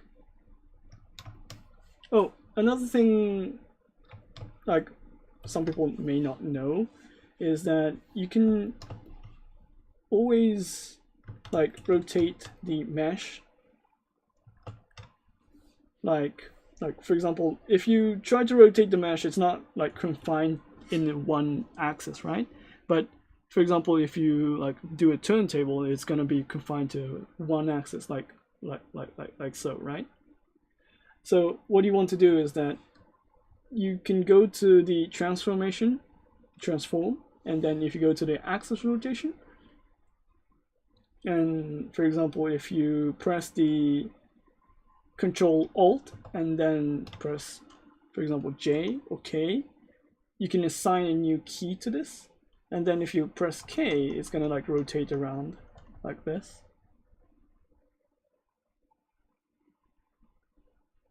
Like you can do some increments, right? Also, if you switch the transform to like Z axis, you can rotate it like this, or you can switch to X axis, you can rotate it like this. And then if you switch to the Y axis, it's gonna rotate in the Y axis, right? Also, if you enable the use pen function and press K, you can press K and then use the pen to control the rotation as well. So you can look at the model from a slightly different angle without changing two axes at the same time, right? So this is very handy when you're like checking your model, and then you just want to like slightly check from the diagonal position if it looks correct, right?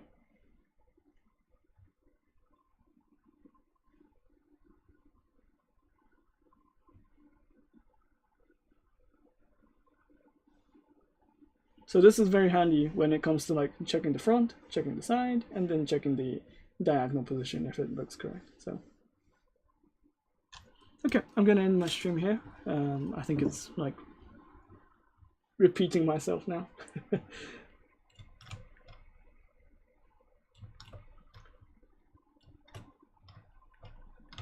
Okay. Thanks for watching, everyone. Have some good holidays. Like I'll be doing some another stream, but it's gonna be in Japanese. So this will be my last stream for before the holidays in English. So happy holidays. So enjoy holidays. Bye.